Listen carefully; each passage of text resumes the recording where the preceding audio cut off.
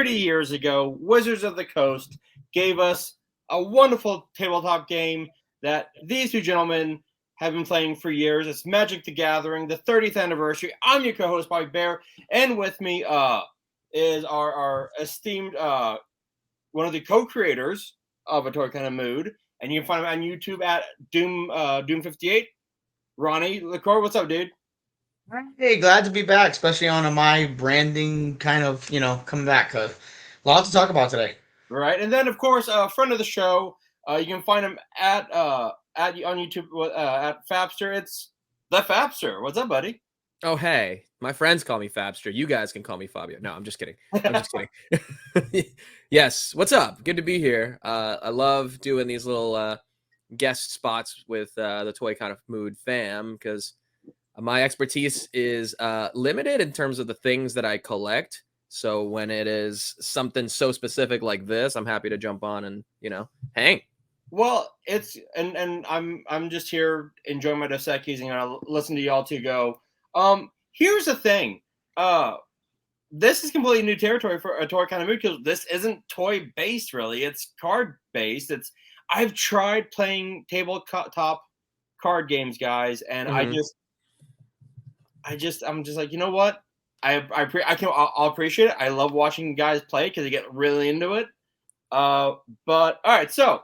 But I think it is toy related too, because since Wizards of the Coast has fallen under Hasbro's banner, you're going to see, especially if you are a Hasbro collector, whether it's Legends, whether it's, Black Series or G.I. Joe, any of that stuff, it's worth noting that a lot of the same problems that people are experiencing who collect those lines under Hasbro, the same kind of thing has been happening the last few years for Wizards and for Magic specifically, now that they're under Hasbro. So different, yes, but you'll see some parallels for sure.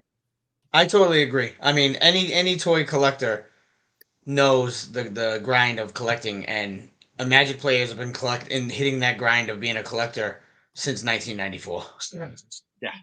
Well, as I cough, so that is true. That actually is a very great point you to make. I do remember, like, I was junior high, like when everyone, like, I had friends playing Magic, and I've always been a comic book guy. Like, even like through like my like ups and downs of with toy collecting, comics have always been my first and true love. Getting those cards, like the like people talk about the hunt, like toy hunting. When you look for cards, that is a completely different beast. Right. So we're hitting the 30th anniversary. That's what pretty much brought the show together, was we were talking in our chat about it. I mean, I over the course of Magic, I mean, I was playing almost right in the beginning, in the mid to late 90s, and then right through, and collecting, it wasn't so hard to collect the cards because at least in my area, I live in Massachusetts, East Coast.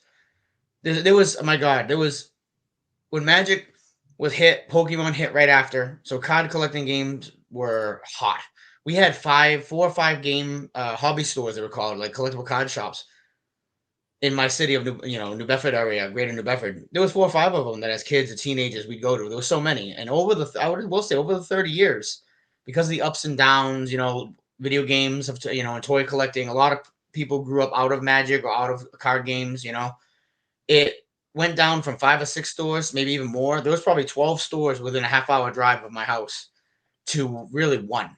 There's one in my area, then next one is about 35 minutes away in like 5 towns, like 30-minute drive on a highway away is the next store. But we've been blessed with 30 years of a lot of fun. And I mean, what about you, Fab? How long have you been playing, or how long have you been a fan? I'd say I got into it. I mean, I've always kind of liked card games and just cards. I'm a 90s kid, so I grew up with, the big Pokemon push back then. And I did have a few, I'd say I had like a little, album of Pokemon cards in the 90s and stuff. And it was mostly for like the collecting aspect of it, just filling the album, getting that first set, that first generation. One of my earliest childhood memories is leaving my foil Gengar at my daycare when I went to get picked up, and remembered, oh no, I forgot it, and then went back and it was gone. Any of those kids could have taken it. So I definitely grew up in the card game scene a little bit, but I'd say I went from Magic to Yu-Gi-Oh because I watched all that, and then through Yu-Gi-Oh playing at the card shop is where I discovered Magic. And I'd say I was in middle school, probably 7th or 8th grade, when I really started getting deep into it. I was living in Florida at the time. That was, getting a little bit of independence, going out with friends from the neighborhood, taking our bikes to the movie theater, like the strip mall area where there was the GameStop and our card shop and all that stuff. And yeah, we did a lot of gaming at the shop there. I played my first tournament there. I won that first tournament. This was back during the original Time Spiral block. So I remember winning the full booster box of Time Spiral, and some kid tried to steal one of my damnations at the time. So, I've always kind of been in it. I think I got, I took a break from all that, got back into it 2015, 2016, when I believe it was Shadows over Innistrad and Eldritch Moon, and then took a break from there again. And then I've come back into it this year, actually, for the new Innistrad block, or I guess technically end of last year into beginning of this year with Midnight Hunt and Crimson Vow. So Innistrad's kind of my favorite plane that they've touched on. I love the spooky stuff. I love the vampires. I love the werewolves. I love the zombies and all that. So that revisiting that block is what really brought me back. And now touching on it again as like an adult, I've really, discovered a lot more of like the intricacies and getting, more ingrained into the collecting culture of Magic in general. So I'm back, and it's hit me hard. Well, I mean, a lot of us are completionists when it comes to collecting, and Magic is a dark hole to jump down. When you're a completionist. I am definitely a completist, when it comes to Mezco and just the very few lines that I collect, Mezco being the main focus. That's what I try to, complete, but that's never happening with Magic. Hell no. Well, speaking of the 30th anniversary, guys, I got to bring this up. I like these packs, but the $999. I like how they don't give you just like it's $1,000, but it's like $999. No, that's not consumer friendly. No. What we've discussed ad nauseum with the HasLab and Ghost Rider for the anniversary set, but what is their thinking here? Ronny, so, I'll go to you with this, Ronny, real quick. What is Hasbro? So let me start with saying what it should be. It should have been, and what we hoped it would have been. The 30 years of Magic anniversary packs. We expected something like when they have the convention con specific packs, something that, except covering the entire history of Magic, the Magic greats, but making it for the people that are fans, whether it's collecting or playing. Make it for the customers. It's supposed to be 30 years of Magic in this culmination of an anniversary pack. And even with what's in it, okay, if you haven't, spoilers, folks, I'm sure if you're watching this, you know Magic enough. Black Lotus, is a card that's in there. That's a $120,000 card if you still have it, mint. There's cards like that are supposed to be in this set. So $1,000 a pack. Box when you're getting 4 booster packs. I expected, because they didn't release actual numbers of how many cards are in this 30th anniversary set or anything until after they announced the initial product, which was like a week and a half ago. They said, "Hey, these are the cards that are going to be in the set, and here's the price point." Everybody got happy. Man, there's people that have $1,000 that can't afford hundreds of thousands of dollars for these cards that are going to be in that set. Then you find out it's like 360 to 370 cards. And you're only getting 4 booster packs with 1 rare each. And it's everything from like crappy, no, they're not crappy, but when you have something like a Black Lotus or a Wormcoin Legend or anything, or the old Arabian Deserts, if you have lands and cards like that value, but then you just have fluff, the 50-cent card, the 20-cent card, and you're paying $1,000 for a pack, and you're not guaranteed anything, that's a roll of the dice. That's a big old roll of the dice. That's high roll of dice. I can't afford a high roll of dice at all. And the other thing is, here's the other kicker. If you look at the artwork that's beautifully displayed there on the screen, that's the card back. They're not tournament legal. They're not even modern legal, legacy. They're not legal at all. They're the equivalent of proxies, except proxies you can use in Commander in your play group. These are straight up. If somebody wants to play it, sure, but I don't see anybody buying these that is a normal player. It's a slap in the face to everybody that as a fan, a customer, or a collector of Magic.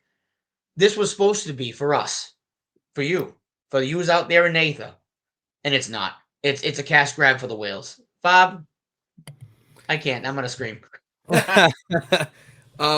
For the whales is basically well put, because they did this, as far as containing a beta card set. They did this a few years ago for the MTG Collector's Edition, which contained one of every beta card plus 60 basic lands in a gold border, and that was $50. So however many cards are in that set, if you're counting the same card but with either a retro or modern border and foils and everything, the entire set here, even if you take the price of every beta card times 1, or rather times 3, like we got in that collector's edition set, at most you're looking at 150, right? $1,000 for glorified proxies, like you say, which aren't legal in any format unless you're just trying to flex on your home games or something like that. Then, like, who is this really for? Yeah, it's for the whales. The fact that Magic has kind of seen a bit of a resurgence in the last few years, particularly because Post Malone, the musician, is one of the all-time biggest like Magic collectors, Magic players. And this was something that I actually learned about him through the Hot Ones interview, and I had no idea. And I kind of did a little deep dive. He's hosted a whatnot Commander tournament where, if you beat Post Malone, you get all this money and, tens of thousands of dollars. Post Malone, I think, holds the record actually for the single most expensive Magic card ever bought, which was, like a beta, like original card art print of, or, not even a print, like the actual original card of Black Lotus signed by the artist. And I think he paid like $400,000 for that. So the price, the value in general of Magic being that it's kind of become this kitschy, sort of collectible thing for people who, might have the disposable income at this point and just kind of want to revisit that part of their childhood that they have forgotten in these last 30 years. Not to say that that's Post Malone in general, but the fact that he's kind of made it cool in a way and has inflated the value of all this stuff, it's got people thinking, it's especially got Hasbro thinking that they can get way more out of this than they have been, Right. Yep. And that's especially Post true Malone, when it comes to, I'm sorry, go ahead, Ronnie. No, I'll say I'll touch base on that. What you just said, Post Malone. Post Malone brought Magic into the mainstream because it was Exactly. pretty. I mean, that's what it was. It brought it to the light, and like when you look at the cards that he's bought, he's a super proponent. He's actually really good for. I take it. He's good for Magic because he's Yeah, held for those sure. tournaments where he's given out cards to people, He's just good meeting for them at the stores. economy of Magic too, as far as supporting local businesses. This guy rolls into Right. Frankenson and spends thousands per vendor, which is, of course, great for the vendor, great for the community for sure.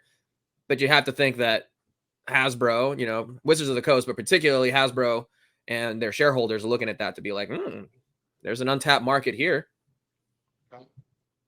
So I've actually been seeing that a lot with what is it, Marvel Masterpieces too, like those cards, because some big DJs have been like buying up, and I have a buddy who has almost paid off his house because he's been flipping masterpieces. So same with even Pokemon. Pokemon is another great comparison. If you've got Logan Logan Paul showing up to WrestleMania wearing a CGC graded foil Charizard from the original set, first edition, around his neck as a piece of jewelry, and that's like $1 million card or whatever, then you got to wonder if that's the market that they're trying to go after. And they are. So with Magic too. I mean, we didn't cover this in pre-talk, but now that you say that, totally makes me think of bringing it up.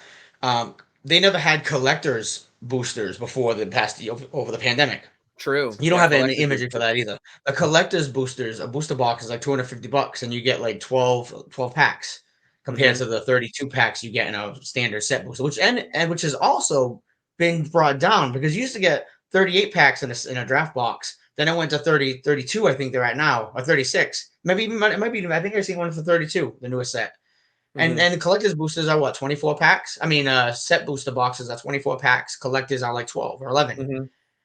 Plus the reprint sets, Yes, exactly. You got double masters and stuff with our $17, $18 a pack, like a regular draft booster pack. Right. I know. And we're going to go into that when we touch on the whole Hasbro, Midas touch, as they say, later. But I will say that, like, with that, over the pandemic, they were covering Magic sales on CNN. People that did stocks, because the massive stock market fluctuation. People were coming out of being stockbrokers and buying Magic cards, buying these collectors boosters boxes at like bulk rates. Like they would order a collector booster box. They would buy 3 cases, which is eight boxes per case, and they buy 8 to 10 cases just to flip the cards, and it was like a stock market. There was actually a documentary where a guy made millions during the pandemic selling nothing but Magic cards. He went from working on Wall Street to his kid played Magic and said, "Hey, Dad, you should check this out. Look at the price of these cards that I have." And he goes, "Huh?" And he took that money because the stock market was plummeting the whole pandemic, and made millions selling Magic cards. He went from and he's like he didn't know anything about Magic, no player, no collector, just looked at the monetary value and said, "Hey, I can make money like a trade, like a stock auctions." And that's I what he messed did. up. I should have been hoarding Magic cards instead of hand sanitizer during the pandemic. Yeah, no shit. Right? I messed up with toilet paper. I thought it'd sure be at $100 roll by now. I thought we were going to the moon on hand sanitizer and toilet paper. Right. Now speaking of decks, we do have let's shift to something kind of more pleasant. The new one. The upcoming set is the Brothers War. Right. I have to say, whenever I do pass by the card section at Target, I do have to stop at the cards just because the artwork for these is always on point. It's always stunning. Yeah. No, it's they've always been presented very well. They've always had beautiful art. It's great that they, incorporate so many independent artists to do, different sets for them. And that's especially true when it comes to like the secret layers and stuff that I guess we'll get to. But, they've never been at a shortage of talent actually working on the game itself. It's more the monetization of it behind the scenes that is what's really in question a lot of the time. And with Brothers War in particular, you're showing the commander decks there, but those are the commander sets that are part of the Brothers War block. That's also going to include the new set and draft booster boxes. Right. And the big thing, if we want to talk about Hasbro's influence once again, they are including a new set of Transformers cards inside of the Brothers War set, not as a special like subset within, like a separate thing outside of that's coming out at the same time as Brothers War. It's you could open up a Brothers War draft booster pack or a set booster pack and pull, an Optimus Prime card with brand new mechanics specifically made for these cards, these new like artifact creatures, and they have the rollout mechanic or the transform and rollout mechanic or whatever. Right. And it's a new, set of rules to play by within this set. And Brothers War is supposed to be a revisit of one of like the original pieces of Magic lore of the Brothers War, right? And to throw in just you gotta believe that some marketing person in Hasbro got like a tremendous raise when they said, "Hey, we can put Transformers in here, and it's only profit because we don't got to pay the licensing fee." And at best case scenario, a bunch of just straight up Transformers collectors get a little bit interested in Magic or play the draft booster game and just buy packs with the hopes of pulling the Transformers set, and boom, that's even more profit. But I don't know how much that's going to work. I think what's mostly doing is annoying people who are here for the Magic lore, and they might not be interested in a Soundwave or a Megatron or an Optimus Prime, See, this is the one row that me and you both stand on opposite sides, my friend. We talked the other day, and this is the one thing that I mean you differentiate from. Personally, I think ultimately the plan was, because we're going to get into Hasbro again, but the way the marketing has been for Magic, and they've been squeezing so many secret layers into yearly products, they've been like just draining the wallets of any collector or player beyond belief. I think that it was a show of goodwill, because I'm surprised this wasn't locked behind a premium product or some kind of paywall. And when they announced that it's going to be in set boosters, collectors boosters, and all bundles, and it's going to be a higher drop rate, to me that was like finally giving something that's an exclusive piece of artwork or an exclusive card, because like you said, they're not reimagining artwork on the same old card reimagined, which we've seen in like Innistrad with the Dracula box topper. This is a straight up new card. I was like, wow, because like when they announced this is how their press junket went over the past 2 weeks. They announced they had this. Everybody that I know in my community was happy for it, because a lot of us collect toys. A lot of us grew up in the 80s, 90s, love Transformers. So to see that kind of collaboration in Universes Beyond and not be locked behind some kind of cash grab wall, made a lot of people I know happy. We're like, that's awesome. And then the cards, I know I forgot to give you guys some slides for them, but the cards are the 86 line cartoons. They looked amazing. The No, artwork the on them. I cards. mean, The art is they look like amazing. a secret lair. Yeah, they look like a secret lair quality product. And for them to be at an increased drop rate in everything but draft packs, everything that they're having, I thought as like, well, that's a goodwill gesture. And not more than 3 days later, they announced their 30th anniversary. I'm gonna take your wallets to Pound Town. Limit release too. And here's the other thing. I'm sorry to go back to it, but this just pissed me off. I was at my local game store yesterday, and I forgot about this. This is what made me remember it. They're limiting those 30th anniversary boxes to one per store. Period. Doesn't matter if you're one of the WPN, premium stores, if you're a local game store, if you're a guy that's struggling trying to sell it out of the second shop and trying to stay afloat. They don't give a damn. You're getting one box. And I got told by the owner that ain't going to anybody in store. For one, he hasn't had any inquiries about it. For two, they're going to flip it because they need the money to reinvest into the store because they're only giving them one. Yeah. This was from the owner, than one of the owners themselves. I'm like, this is what they're setting. They're not doing things for the customers. So, like, at first glance, Brothers War, back to that, they're bringing back some of the most beloved characters in Magic. They're bringing back Urza and Mishra. They are two brothers. I'm not going to go into the lore. I could do a whole 45-minute episode about it. It's two warring planeswalkers over the plane of Dominaria. And there's a lot of artifact heavy. It's a lot of cool combinations. They back then when those blocks came out, Urza block, that was the first we've seen of artifacts. And there was a lot of artifacts, and artifacts were kind of like a niche thing that we didn't see much of then. So when those sets dropped, everybody was like, the gates are open for possibilities. You know what I mean? The artifacts are powerful. You can even, some of Urza's cards now are so popular and so expensive that they're still holding their value. They're still holding their playtime. And to kind of revisit that in a new imagined way is awesome. Here is another positive I think they did when they announced Brothers War. If you've seen the Commander deck images, it's retro artwork on your Commander decks. Yeah. Usually that was locked, like with Time Spiral Remastered, that was locked down behind a list quantity drop where they were very rare to get any card that was decent with any kind of retro framing. Now that retro framing to them is like early to mid 2000s, maybe up to like 2010, maybe 2012, I think, when they started shifting the borders. So to me, I'm like, that was the majority of my play. It's not retro to me. It makes me feel old because I am old. Just turned 42, ATKM, But it's one of those things that they came out with such player thought, in my opinion, and some people that I know, player first thought with Brothers War.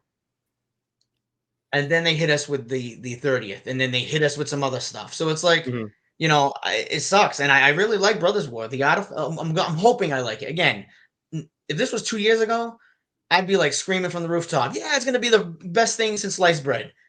But how we've been like bamboozled and hoodwinked, as they say, by Wizards, which is AKA a subsidiary now owned by Hasbro, it's hard for me to trust what they're saying and what they're showing.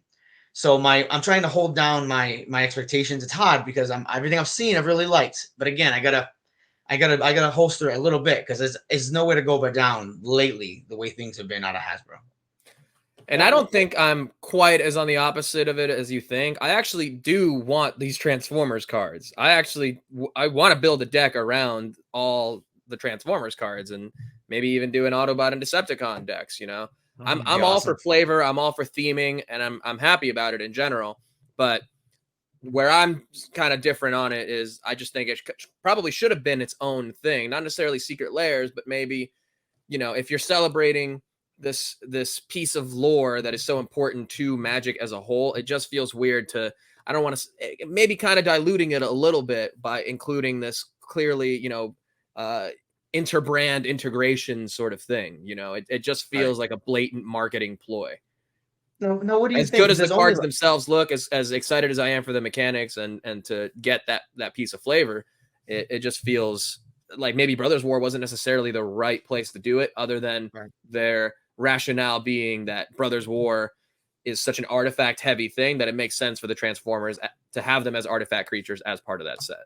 Right. Now what do you think about there's only like I think 15-ish cards I think they've shown, and I think that's all there is going to be for Transformers. So it's obviously not enough for a set.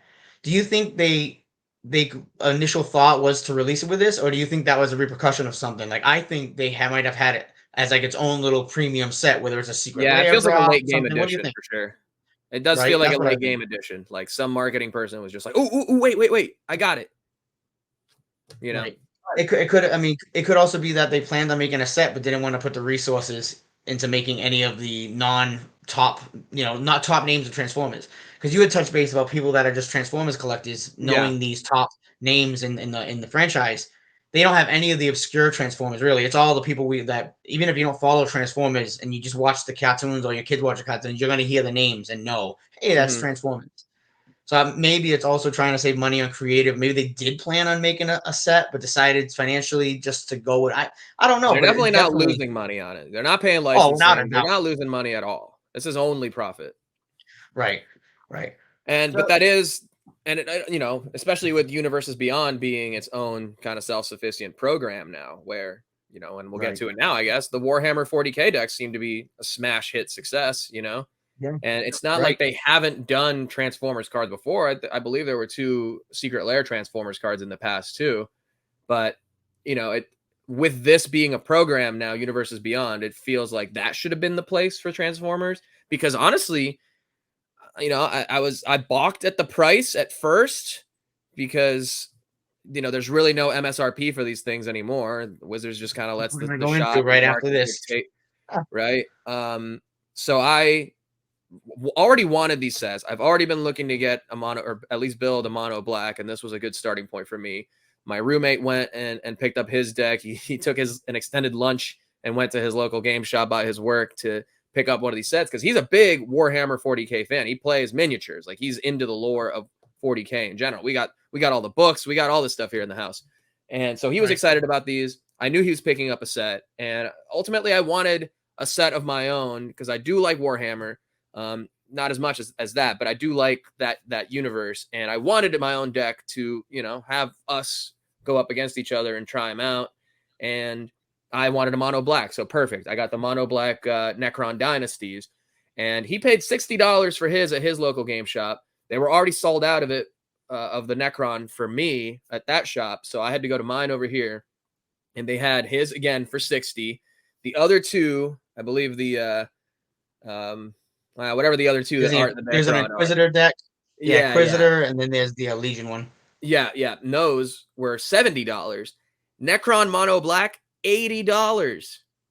And I was like, oof, I really had to think about it for a minute there in the store. It's probably the single Right. most expensive Magic product that I have bought, let alone this time that I'm back, but just ever in general. I mean, outside of a booster box and all that stuff, I'm talking about a single deck for $80. I was like, damn, okay. Right.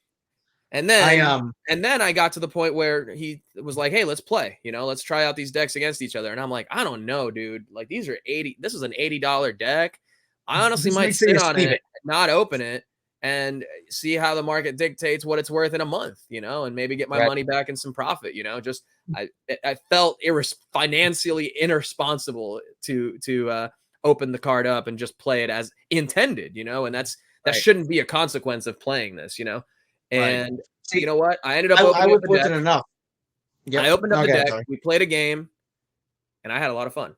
I think it's hard to say anything, that is printed cardboard with a little bit of foiling here and there is worth $80.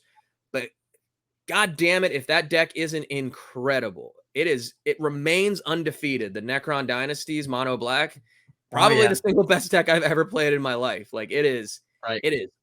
scary. It is a very, Nice. very well built deck, super Right. flavorful, like really great mechanics. It's just an incredible deck. And yes, it did take me a second to get over that price, but that said, I think it was overall worth it. Right. See, I was fortunate enough where I have Amazon Prime, and again, support your local game store. But when it Yep. comes to premium products like this, you have to think safe. You have to think with your wallet, like you said. Um, I was fortunate enough to get all of them. The reason is I have Amazon Prime, and like one of our 2 year anniversary, I still play the gif of me going Prime. I'm Amazon. I love them. I do because if you pre-order as soon as the Amazon products for Magic drop. first of all, you're locked into an Amazon price guarantee, meaning the lowest anything that you've already pre-ordered goes for, you'll get it for that price. Right. And so what happened was, as soon as Magic goes on, as soon as it's even whispered or announced, or as soon as Amazon's given the SKU numbers for the product, before they even announce, sometimes, which is crazy, they'll have it for sale on their site. No box art, no nothing, just a blank image. But if you search for the name, you'll find it, and it's always the cheapest price of the comparable product because they don't have any kind of manufactured, suggested retail pricing. So I got these. Originally, they were pre-ordered for $43 a piece.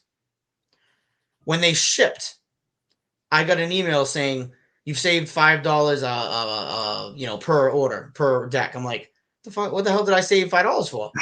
And I look, and it's because when I pre-ordered them so early that they were comparing them to other Commander decks at that time, which are $38. Mm-hmm. So they charged me $38. I only pre-ordered 3 of them. I didn't pre-order all of them because there was one I didn't really want, and I got them for $38 a piece. That'll never. That's like why I'm such a proponent of Amazon when it comes to boxed products, because if you pre-order ahead, as soon as it drops, as soon as you hear in the community, hey, I seen a listing on Amazon, and like I said, sometimes they don't even announce it. There's a new product coming out. It's like Return to Urza kind of thing. They announced it. It got listed on Amazon 24 hours before it was even announced. It has a pending ship date of February, which means like April and May. I pre-ordered the set booster box it's $118. They're now like $256, $300 a box, and they only got announced a few weeks ago. So it's like you got to kind of keep your ear to the ground, keep checking Amazon, and if there's something that you want, or if you hear they're going to be putting something out, like if there's rumors are big, especially in Magic. There's leaks and everything, movies, films, toys. It doesn't matter. If you hear a leak or a rumor about a Magic the Gathering product, go to Amazon, type in the name of what it is, and see what comes up. If you see an actual Prime, like an actual Amazon listing for it, even if it has barely a title or any, just pre-order it. They don't charge until it ships. So I pre-order everything and I cancel what I want. I mean, Infinity just came out. When I seen what was in it and what the pull rate was and what the value was, I canceled everything. Didn't charge me nothing because I canceled it 3 days before it came out.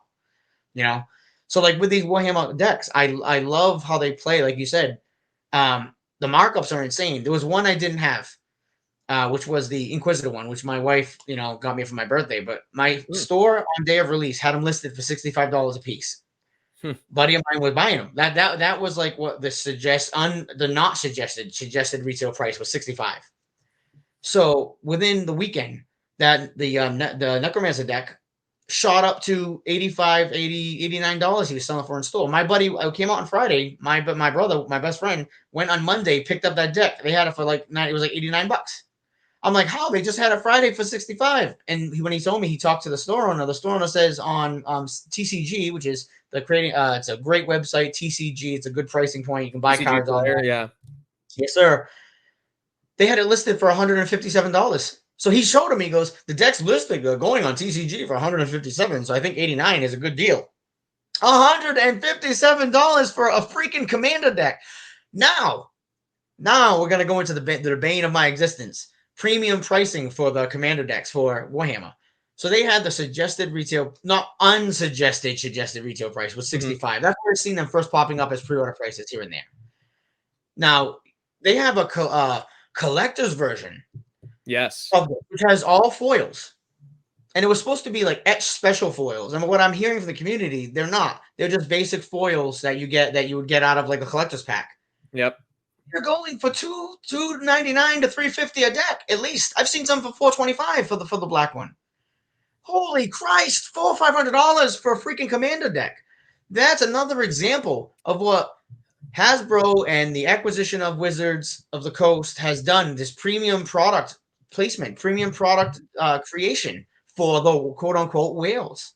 I don't know anybody that got those collector's edition Commander decks. Nobody. I don't know a single freaking person. When I was talking to the guy at the stores, they didn't even get any in the shop because they didn't want them sitting on a shelf. And then you're paying all that money to get cards with glaring QC issues because they still haven't fixed the Pringling for all the foil cards. Baby. You're gonna get all these cards that are coming, bent up like a Pringle outside of the box before you even play them. Dude, I've seen on my chats that people, I mean, we didn't really cover it too much because it's just an unset. But Unfinity, every pack comes with stickers. It's an Unfinity for those of you out there that Oh my play Magic god, but yeah. have no idea. It's an unset. It's not Yeah, meant my to be. roommate just got a set of them last night. I bought a couple packs. I love the lands. The land, even the basic The lands. They're lands like are 90. beautiful. I love them. They're beautiful. That's all I want. So it's like those. It's a fun set. Doesn't make any sense. It's silly things like get up and change seats to. I mean, they've had three, the third or fourth one now. They're just fun. They're fun. Nothing taken seriously deck. So they have each pack and the backpack has a sticker. And the sticker is supposed to be like they have equipment on it, like a helm or a sword or some kind of funky looking thing, comedic. You take that off and you put that on your cards and it gives an ability to the cards. Now, I've seen people using those stickers on the 40K collector's edition cards. And the sticker, you put it once, it dies, you take it off, when it goes to graveyard, it's taking the foiling off. Mm-hmm. On those $400 or $500 deck card decks, it's taking the foiling off because of the QC issues. So people are flip shit because they release the same day.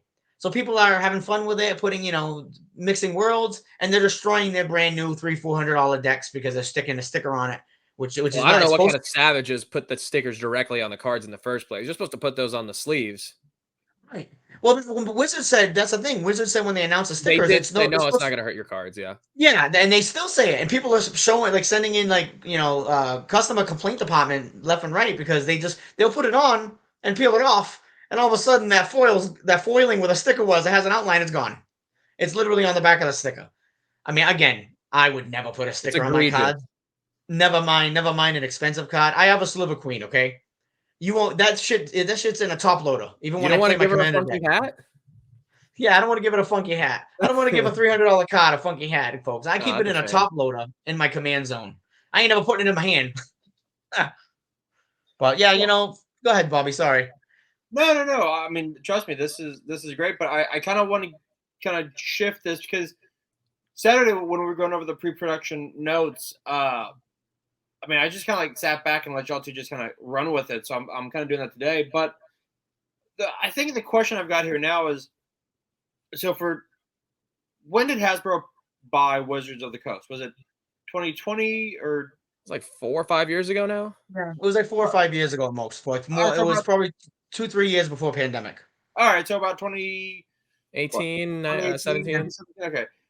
So for those 20, let's say 25 years, Wizards of the Coast is only by themselves.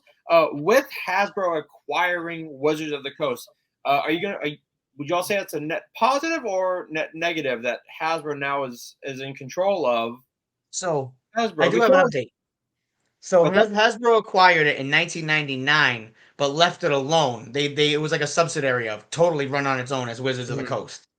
But they didn't stop messing, like really getting into it until about 2015, like starting to like merge worlds and got rid of their VPs and had it fall under the umbrella of Hasbro. They were acquired in '99, but had their own VPs still running their own business as Wizards of the Coast. Didn't fully integrate till 2015. Gotcha. So I mean, we've seen Hasbro do overall, I would say, really good things. I mean, Marvel Legends, GI Joe. I mean, we've seen that when they have a brand that they want to really push, they can do great things with it. Now, Star Wars, Ronny, that. My soapbox is busted. Yeah, I know it's tough. But with Magic, with them really starting to get into it, I mean, and we're seeing it now with these sets that are insane, like $1,000 for 30,000. Like no one should be bought. Yeah, I'd say I don't know if it's a net negative or positive. I lean towards positive at first. It's becoming more negative more recently because they've done a lot with like brand integration, i.e., a lot of the Secret Lair stuff tends to be pretty cool and involving more independent artists. And I'm not crazy about the Transformer stuff still, even though I do technically want them. But as far as integrating other brands that they've done collaborations with, like Fortnite was a Secret Lair drop, and all that stuff is really cool for like the flavor. Oh, and Dungeons and Dragons, I thought was a great natural fit into what Magic has been doing. So right. I liked when they do all that stuff and it like serves the game. But there's the other things that you got to worry about where it seems like it's just blatant corporatocracy taking over, i.e. these overpriced, sets, more and more and more sets every year exponentially, especially after coming out of a global pandemic and recession. Like we've gotten much like with what they've done with a lot of the other toy brands. We're getting more Magic products this year than any year prior, more Marvel Legends, more G.I. Joe, more everything. They're making more and more product now, which on paper is a good thing, I suppose, but they are starting to price people out of even this hobby, just like people are getting priced out of Legends and all these other toy brands, because it's just so much. And that's why I'm glad I'm not a completist for Magic the Gathering, but that's something that I saw the writing on the wall of, a few years ago when I was getting out of Marvel Legends, where I was starting to realize there's more and more product ramping up constantly. And as a completist mentality, especially for my toy collection, it's hard to keep up with. It's nearly impossible to keep up with. Yeah. So when that type of mentality is starting to become more and more true with Magic, where like you see in this graphic here, we're getting more and more every single year.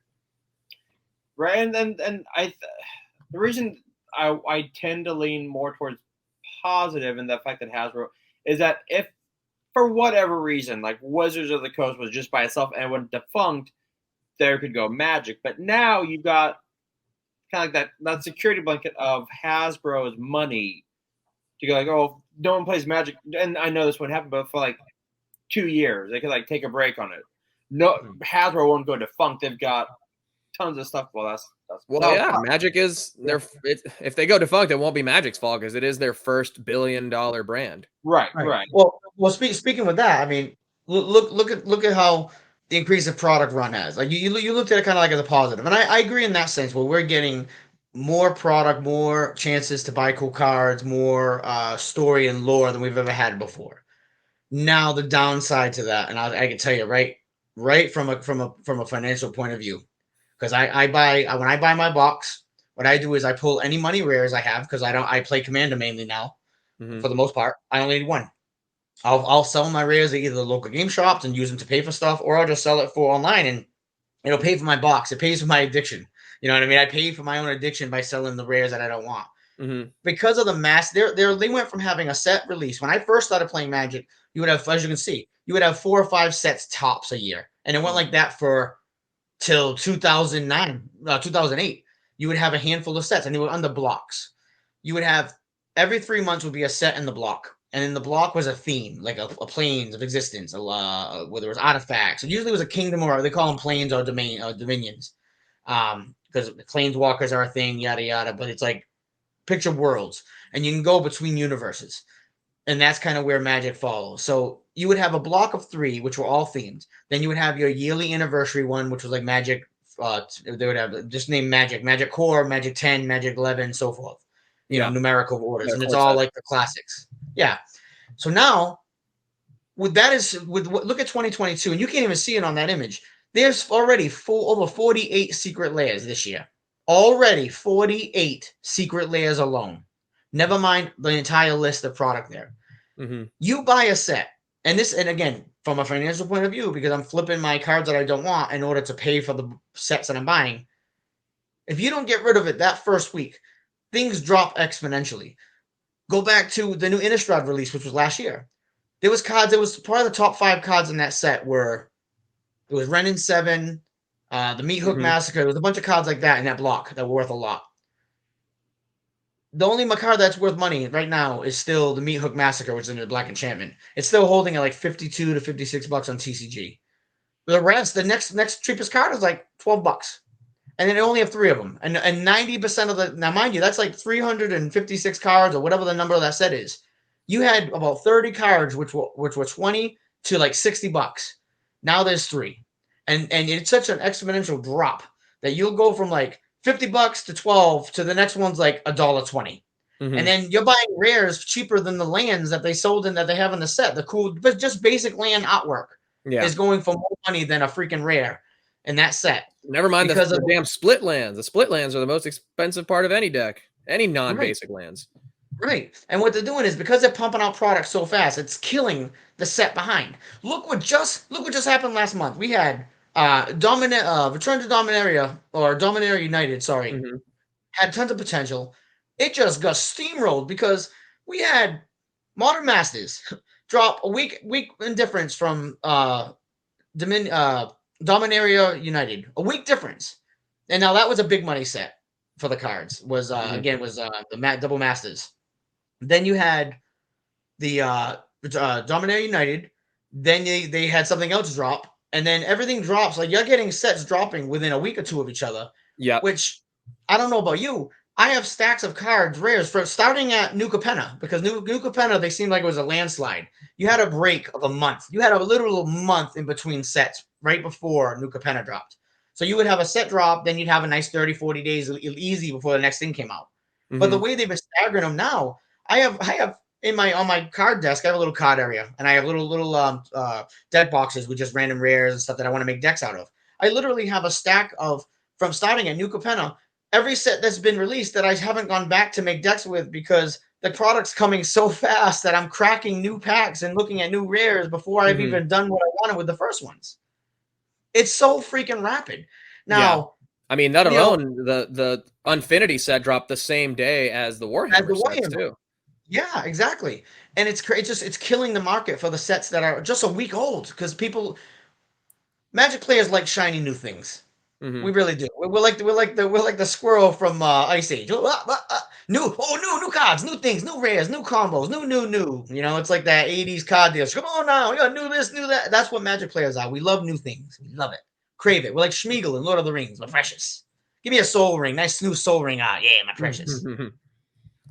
So that mentality that we have as Magic players and collectors, we tend to move on to the newest stuff. And then never mind actual modern and like tournament play. Every 3 or 4 sets, it cycles out the last set's no longer legal. Yep. Modern and so forth and standard. I think one of the Innistrad sets dropped out of standard. I think that's why the price is plummeting. Still in the block, but next drop it will. Next it will be, right? I know it's close to dropping out. And you know, I'm gonna go back to my favorites. Yeah, right. I know. And it's gonna go back to my wizard. I'm gonna wrap it all back around to Hasbro. So I know we're going to talk a little bit of financial about Hasbro. Might as well jump right into since we're there. So Hasbro in the 2020 had a 5-year plan. And mind you, this was Hasbro now fully holding the realms to Wizards of the Coast, which creates Magic. They had a 5-year plan. Okay, we expect to make this much money in 5 years. It was a big press conference for stockholders because we're knee deep in pandemic, financial instability. They want to have a plan. Well, guess what? The unheard of happens, right? Everywhere the world's burning, nobody has jobs, everybody's like struggling, and toy collecting skyrocketed, which we've covered all the time. A toy kind of mood was created during the pandemic because of the massive growth of toys. We all met each other because of it. Yeah. Magic, they hit their 5-year goal in like 2.5 to 3 years. Like I think it was 2.5 years. They hit it in less than half the time. So what they had planned financially for a 5-year, profit margin, they hit super fast. Now, again, going back where they announced Brothers War, goodwill to the players, in my opinion. Give us cool vintage artwork without the vintage price. Give us the cool Transformer add-ons if you want it. Yada, yada, yada. Increased drop rate. Well, sorry, here's the 30th edition, the old shitties. Boop. We don't give a shit about fans. We want the whales to collect. We want scalpers to get rich off it. Limit. And they announced, okay, here's our new fiscal year plan. 5-year plan. They took their 5-year plan and jumped it into 3 years instead of going, hey, we have a 5-year plan, we have a 3-year plan. And it's almost double the profit of what they made in 2.5 years with their 5-year plan. So they've literally just said, hey guys, you gave us all our money. You made us the most money Magic has ever seen in the history of Magic, and gave us the most money in probably the most money in the IPs that we own as Hasbro in 2.5 years when nobody had money or had stable money. We all had stimmies, Let's do it again. The financial situation of the country right now is not what it was. We all had free money. I was buying toys like it was Christmas. I was showering myself in Transformers. Bring them in. I don't care. Free. Thank you, government. Wait, how were you showering yourself with Transformers? Yeah, how was I do it again. That was one time. I'm sure that'll be a real bad gift. I shouldn't have done that, but hey, for you guys, I love you. But it's one of those things that we don't have the money as collectors that we did. I'm a dad. I work. You know, I have other things to pay for, other hobbies. The world's back in motion. You know what I mean? I'm out there coaching baseball. I'm out there going to school things, and I'm buying stuff for my kids, paying for the house. The stimmies are all, at least in Mass, they've been gone since over a year already. Yeah. I have to pick and choose. Mm-hmm. Them coming out saying, "Hey guys, we want you to spend, you know, whatever millions of dollars in half the time that you did before. Do it again, more pretty much, except more money." How do you think they're going to do that? They're going to be increasing either prices, spamming product, not like they have. I mean, look at that timeline doesn't lie. Look what 2020 and did.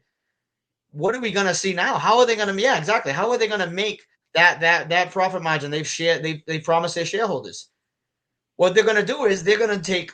I guarantee you, from a marketing point of view, they're taking the analytics of this new Warhammer set and how they divided it into premium packaging, and they're seeing how many people bought that and what the profit margin was on that and compared to the standard.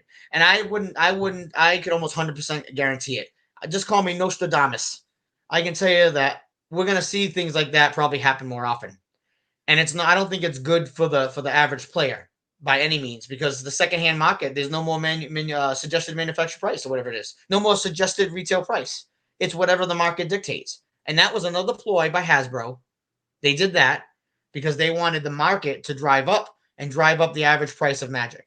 If they came out, right? I mean, are you with me, Fab? If they came right out and said, "Hey guys, we're increasing all our products by $20," we would be pissed, right?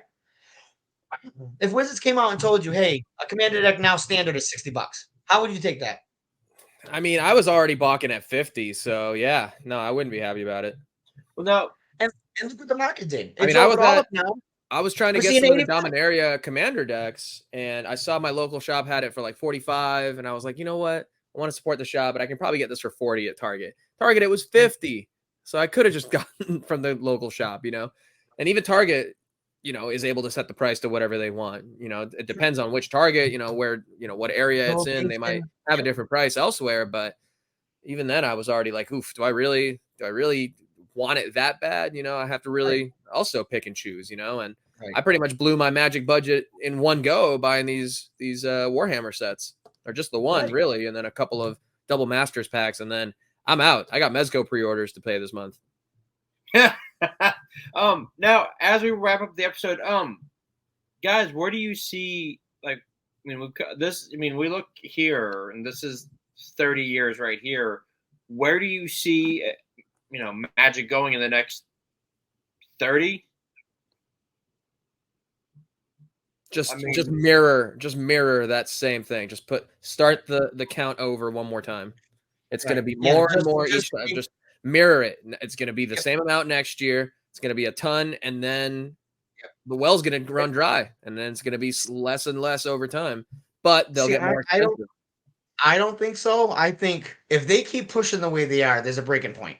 There really is. There's a breaking point when you start in my tight knit community of players, my brother, my crew, and so forth. There's 8 of us between my brother that lives in Maine and my crew and people that I know that I play with on whether it's digital or not. 2 out of the 8 have already burned out in Magic and refuse to buy anymore. They're making proxies. Proxies, Robert, are you print your own card at home on a printer, you throw it in a sleeve. Have a nice day.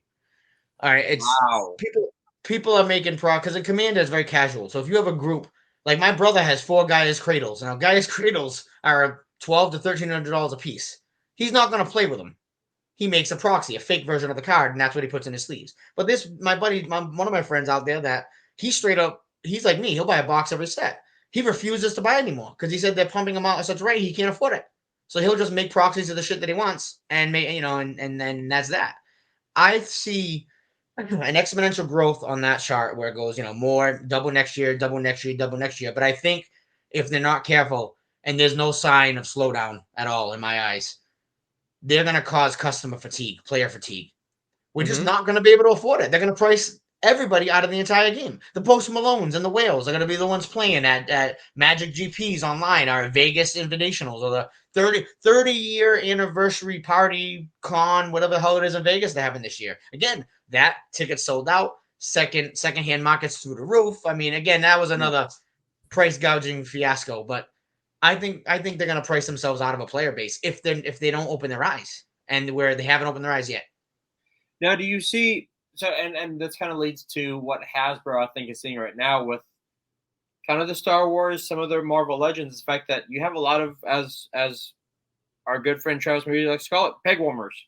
You got tons and tons of peg, like, or you have like. So, I wasn't going to show this on this episode, but it was a great reason to bring it up. This guy, Saw Gerrera, he was a what do they call him? It's when they're like Deluxe. Thank you. It's a deluxe figure. It's not a deluxe figure. It's just literally a regular figure in a larger box. Bigger box. Bigger box. Right. You gotta pay for that packaging, Bubby. No, I paid $3 for this. At Target. Oh wow, that's great. Peg warmer, baby. But here's the thing though. Like when this got revealed, everyone's like, oh, that's kind of cool. And like, oh, it's $35, it's a deluxe, and everyone's like, F that, no. And we saw these just warming on the pegs for so long. Do you see that happening to Magic now, where they might become like the card version of Star Wars? Well, I've seen it in the sense of, like I said, where new sets are left to die when the next one drops out. My local gaming store, for example, they have everywhere. I mean, I've seen them at Walmart, Target. You see shelves and shelves and pegs of booster packs from Strixhaven, which was a set from last year. Yeah. All the way to like the last 3 sets. You'll see over an abundance of stock because nobody's buying them because they're sitting there. Yeah, my comic shop has the Innistrad Midnight Hunt Crimson Vow 3 packs for $10 each because they're just trying to get rid of them. Exactly. So that's you're already seeing, and that's because Wizard is pumping up product at such a rate, it's dropping the prices of previous sets exponentially fast, super freaking fast. Mm-hmm. Like usually you would have a year at a value hold because they were doing them in blocks, and there was only like 4 or 5 sets at max a year. You got like 80 sets in the past 16 months between Secret Lairs and other things and other stuff. And the only thing any Magic player probably knows, you probably know Fab, any of those. Like there's a premium product line, Bobby, in Magic where they're like a reimagining or bringing back of old cards. They're called Double Masters. There's Origins ones. There's certain ones that they bring back money. Horizons. There's a few. Modern Horizon. Yeah, exactly. They bring back like the reimagining, like Time Spiral Remastered was a return to Time Spiral, which was what you came into. Yep, exactly. And I've yet to go back and get any of the Time Spiral remastered, but I will say, even though it's expensive, they're like $18 booster packs. I actually really love Double Masters. It's a good chance to get some good reprints, different rarities, so you can maybe put them into popper decks, and it's a good way to revisit these older cards reprinted with new art or with new borders, and not have to go back and really pay the premium price for the aftermarket price for the original printings of them. Right. And those Bobby will always hold value if not go up. Those kind of sets, because you're getting they're what I think the 30th anniversary should have been. A premium product. Mm-hmm. Price it $25 a pack, like a collector's pack. But Jesus Christ, $100,000. Sorry, go back on it. My mind's blown. I feel like a cartoon character. My head's like, fucking steam off the top of my head. To continue the Star Wars comparison for you, Bobby, they're like archive series, basically. Gotcha. Yeah, you're right. Yeah. Okay. That's a good way of putting it. I like it. It was funny. Like going back to this real quick. I just remember back in 2020, 2021, where Target said they weren't going to carry cards anymore because people were fighting over them because like the scalping had gotten so bad that it's like this was all in our chats. Like that was pretty much like this, and because everyone was just like trying to get.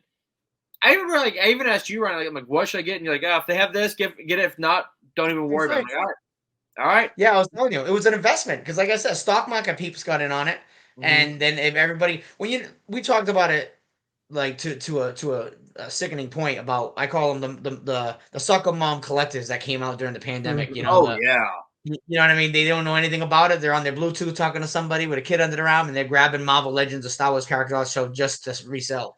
You seen that in Magic.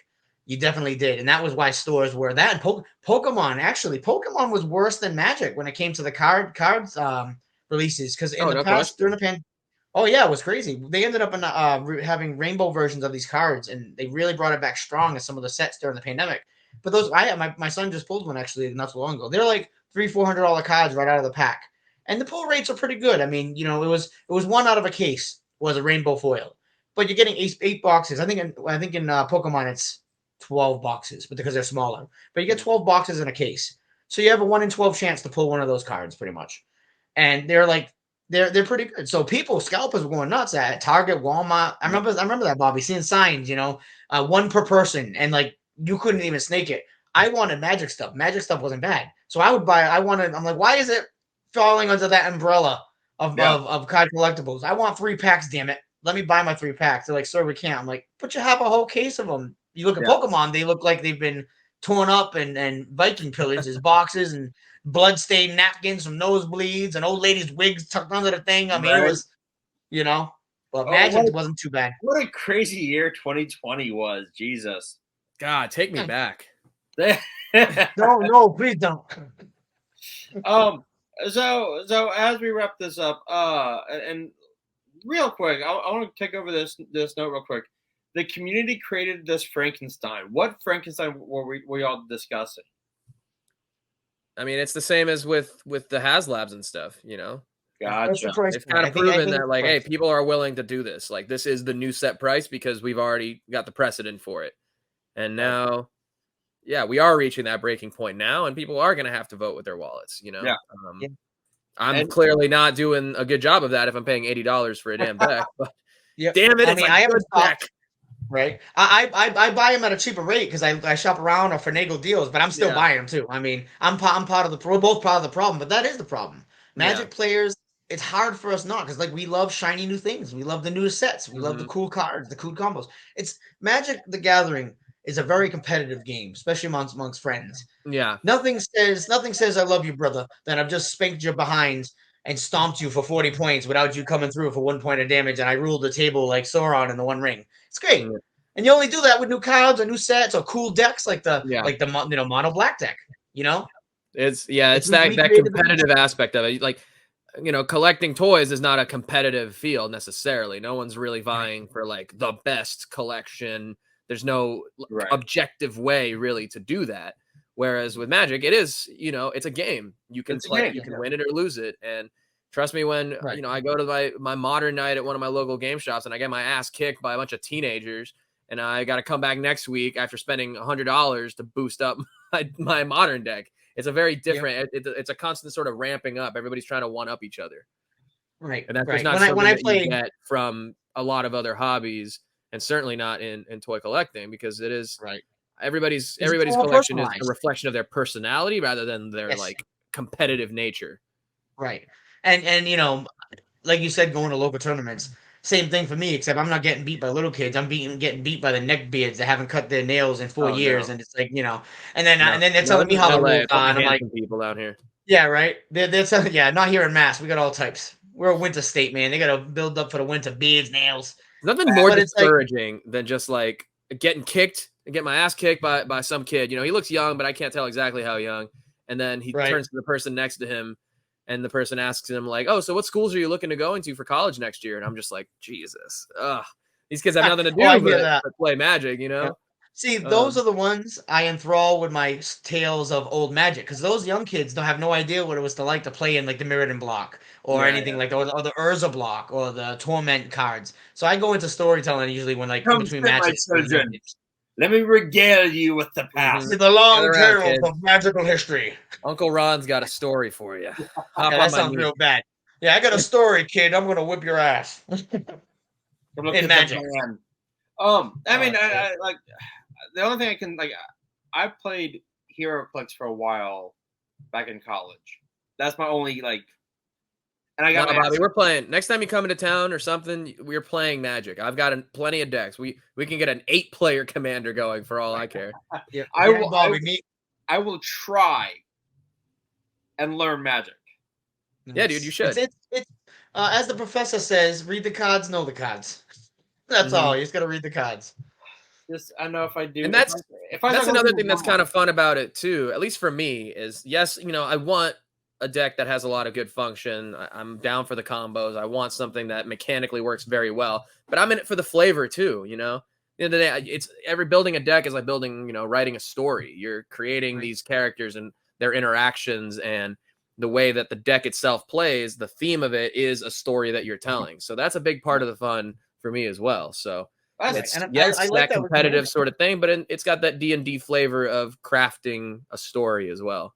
Yeah, I'll have to play with your deck because I do know that if I start collecting one more thing, my wife will divorce me after she kills me.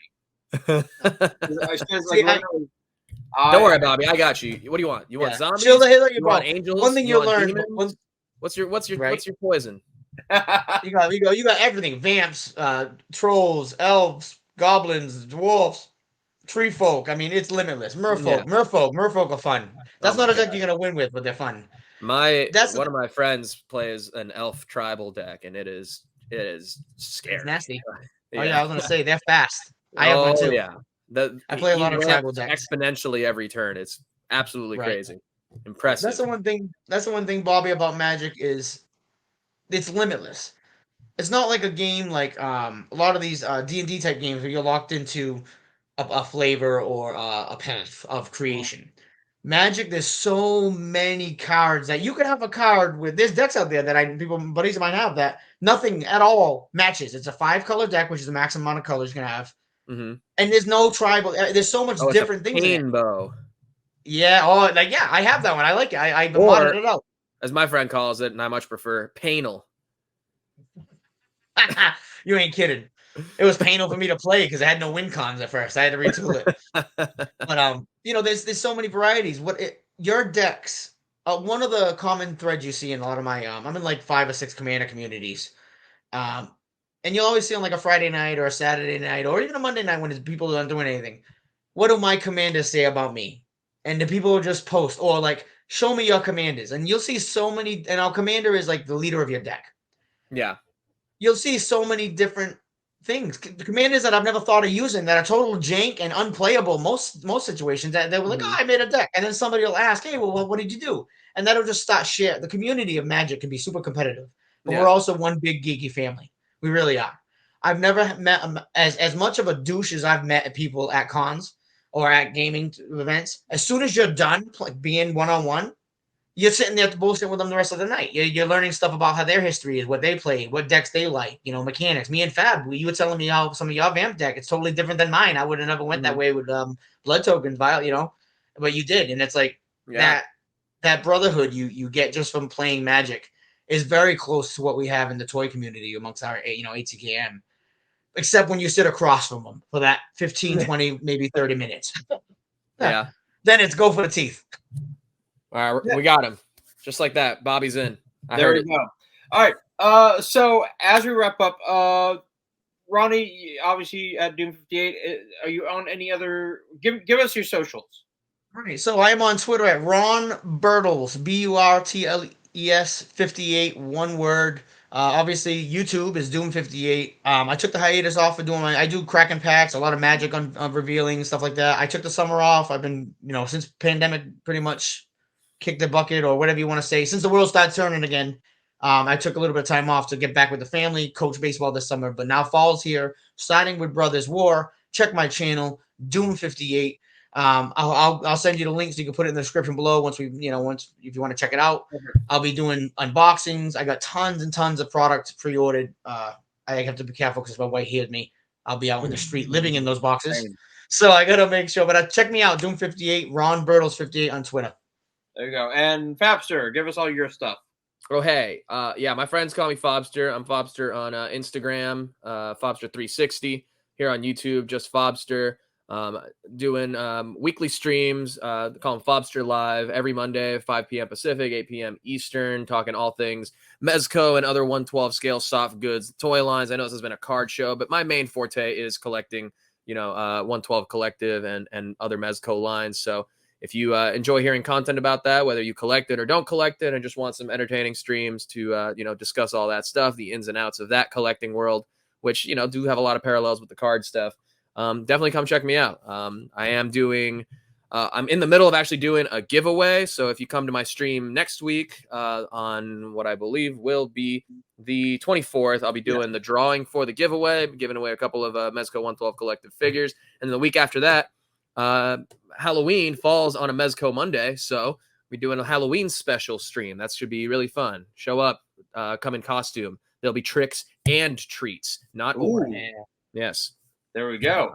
So yeah, for the latest and greatest in all Mezco 112 collective, check me out here on YouTube at Fabster. There you go. And of course, you can find us here on YouTube. Obviously, you're watching Set of Toy Kind of Mood, Twitter, Instagram, and TikTok, where I do unboxings. And I don't know if I'm going to unbox yet for next week. More than likely, probably the new Kyle Rayner and Ghosts. Ooh. Yeah, I got the new. I got to jump back to McFarlane. I didn't mean to, but I found Ghostmaker and the original Kyle Rayner, the one that I'd hoped that was going to make it, and they finally did. And I can't find them anywhere, so I got them. Yay me, but don't tell the wife. And then I've got a few pre-orders coming in, which I have told her that it was already paid for a while ago. Nice. Yes. Right. So I do want to plug for you. She called me out my bullshit. She's like, no, this has not already been paid for. I'm like, yes. Yeah. Also, you're going to be posting up in about a month or so, Rhode Island Comic Con, November 11th. I'll be doing all the coverage for that for Toy Kind of Mood, and I'll be sending it over to you guys, so you'll be posting it at the channel. So get looking for that. Rhode Island Comic Con, 10th anniversary. And I also forgot one more plug. I'm on the Articulated Comic Book Art podcast every Friday, 5 p.m. Pacific, 8 Eastern on Boog ACBA YouTube channel. Boog is very well known for his Marvel Legends coverage and interviews with the Hasbro Marvel Legends team. Had a couple of great ones that just went up from New York Comic Con. So we podcast every Friday, talking about all things in the toy industry, not just Marvel Legends, but definitely come check me out there. I'm, also the Mezco specialist on there, but it's a rich panel of people, everything from imports to domestic and everything in between. So ACBA podcast every Friday, 5 p.m. ish Pacific, 8 p.m. ish Eastern. So come check that out. We get crazy. There we go. And as always, we will see you in the toy aisle. Peace. Watch the sketch.